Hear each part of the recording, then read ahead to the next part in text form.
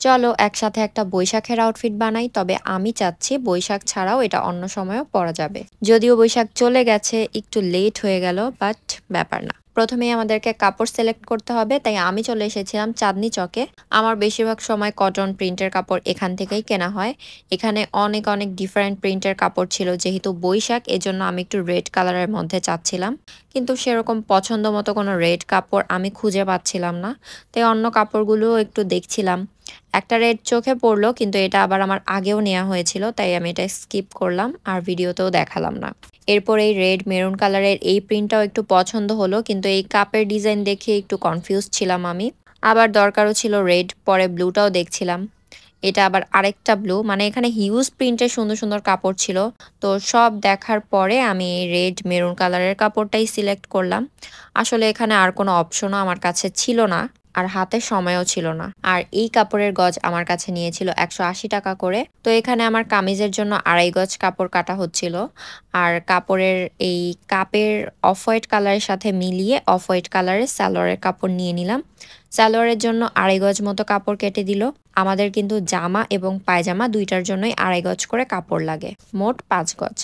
শেষে আমি দোকানের অ্যাড্রেসটাও দিয়ে দিচ্ছি। এটাকে ওরা চাঁদনি চকের ম্যাগাজিন গলি নামেই চিনে। আর এখানে আমার জামার ডিজাইনটা আমি আগে থেকেই ড্র করে নিয়েছিলাম। আমি চাচ্ছিলাম একটু পাকিস্তানি স্টাইলে ঢিলেঢালা করে বানাতে। আর নেক ডিজাইনটা আমি রাউন্ড অ্যান্ড ভি নেক দুইটার কম্বিনেশনেই করতে চাচ্ছিলাম। ছোট্ট একটা রাউন্ড হবে আর মাঝ দিয়ে ভি নেক।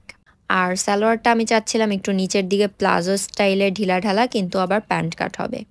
এখানে আমি পুরো ড্রেসটারই একটা কাটিংয়ের ভিডিও করেছিলাম, কিন্তু আনফরচুনেটলি সেটা ডিলেট হয়ে গেছে। আসলে আমরা যারা কন্টেন্ট মেক করি, একটা ভিডিও মেক করা কিন্তু আমাদের জন্য অনেক কষ্ট এমনিতেই।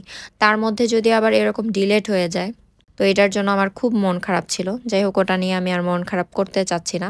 নেক্সট অন্য কোনো ভিডিওতে আমি কাটিংটা শেয়ার করব। এরপর আমি আমার কাটিং করা প্রত্যেকটা পার্ট সেলাই করে নিচ্ছিলাম। আর এটা হচ্ছে আমার বৈশাখ ড্রেসের ফাইনাল আউটপুট। বৈশাখের বিকেল বেলায় তোমায় নিয়ে বকুল তলায় প্রেমের একখান গান শোনাবো। আর বৈশাখের বিকেল বেলায় তোমায় নিয়ে বকুল তলায় প্রেমের একখান গান শোনাবো। পাখিরা ডাকবে মনে রং লাগবে, পাখিরা ডাকবে মনে রং লাগবে। আর সাথে আমি আউটফিটটার সাথে ক্যারি করার জন্য এই তোতা ব্যাগটাও বানিয়েছিলাম তরানি ইন্ডিয়া ওয়েবসাইট থেকে ইন্সপায়ার্ড হয়ে, যেটা টিউটোরিয়াল দেখতে চাইলে তোমরা কমেন্ট করে জানিও। সো লেট মি নো এই বৈশাখের আউটফিটটা তোমাদের কেমন লেগেছে। যদিও খুব সিম্পল, তারপরে ওভারঅল লুকটা তোমাদের কেমন লাগলো জানাতে কিন্তু ভুলবে না। দেখা হচ্ছে নেক্সট ভিডিওতে। Till then tata, bye by.